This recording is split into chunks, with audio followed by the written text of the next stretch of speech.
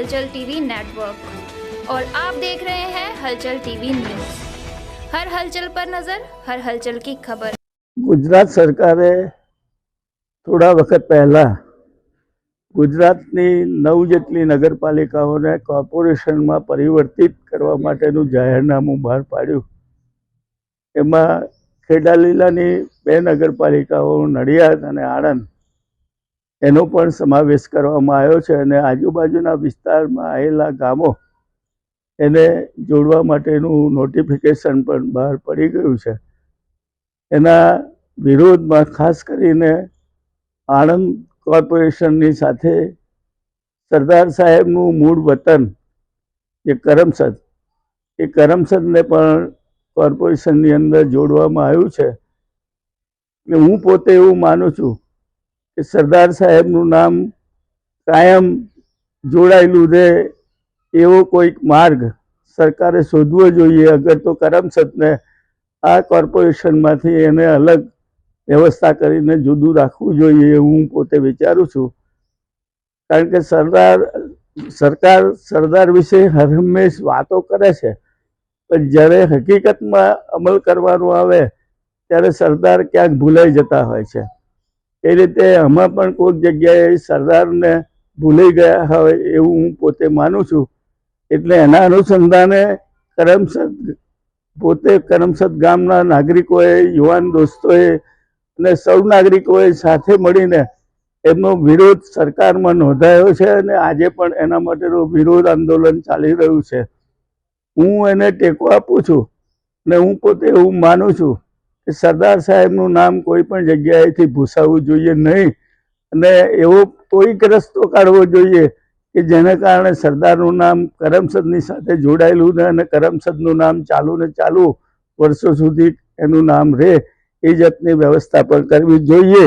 જેના માટે સ્વાતંત્ર્ય કરમસદ માટે શ્રી સરદાર સન્માન સંકલ્પ આંદોલન જેની શરૂઆત સમિતિ દ્વારા કરવાની છે અને કરમસદ ગુજરાત દ્વારા આગામી તારીખ 28/1/2025ના રોજ સવારે 10 વાગે શ્રી સરદાર પટેલના જન્મસ્થળ દેસાઈ બાગ નડિયાદથી એકત્ર થઈ સંકલ્પ લેવામાં આવશે, જેમાં હું સમર્થન કરું છું અને સરદાર સાહેબનું નામ હર હંમેશ કોઈ પણ જગ્યાએ ભૂસાય નહીં એનો વિચાર સરકારે કરવો જોઈએ।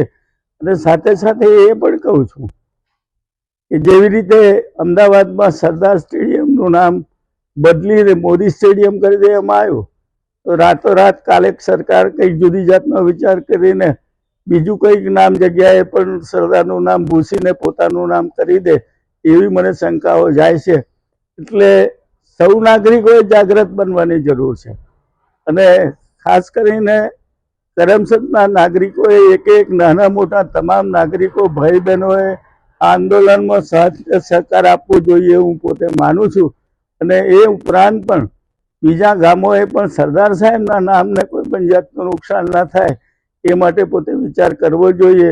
કારણ કે એ તો એક વિભૂતિ હતી જેની અભાવો આકાશને પણ આંબી જાય એવી અભાવો વાળી વ્યક્તિ ને જેને પોતાનું સમગ્ર જીવન ભારતની પ્રજા માટે સમર્પિત કરી દીધું, એવી વ્યક્તિનું નામ જ્યારે ભૂસાતું હોય અને એમનું પોતાના વતનનું નામ ભૂસાતું હોય ત્યારે સૌએ જાગૃત બનવું પડશે અને જાગૃત બનીને આ કામ કરવું પડશે હું પોતે માનું છું।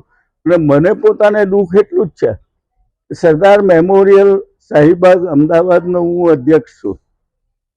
એ મેમોરિયલ વર્ષોથી ચાલે છે। છેલ્લા કેટલાક વર્ષોથી આજના મુખ્ય વડાપ્રધાન શ્રી નરેન્દ્રભાઈને મેં અનેક વખત મેમોરિયલની મુલાકાત માટે અને મેમોરિયલને મળતી ગ્રાન્ટ બંધ કરી દેવા અંગે પત્રો લખ્યા, પણ એનો કોઈ જવાબ પણ આપવામાં આવતો નથી અને મળવાની તારીખ પણ આપવામાં આવતી નથી। એટલે એનું પણ મોટું દુઃખ છે અને એને મળતી ગ્રાન્ટ નહીં મળવાને કારણે આજે મેમોરિયલ આર્થિક રીતે મુશ્કેલીઓ અનુભવતું હોય છે, પણ પ્રયત્નો કરીને ચાલુ રાખવામાં આવે છે અને મેમોરિયલ સારી રીતે ચાલે, સરદારનું નામ ભૂસાય નહીં એના માટેનો પ્રયત્નો હંમેશા થતા રહે છે અને કેટલીક વ્યક્તિઓ એના માટે સહકાર આપતી રહે છે।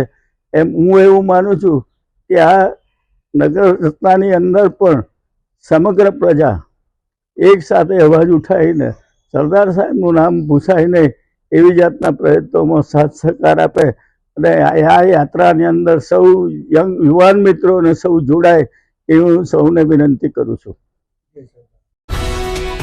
ये है हलचल टीवी नेटवर्क और आप देख रहे हैं हलचल टीवी न्यूज। हर हलचल पर नजर, हर हलचल की खबर।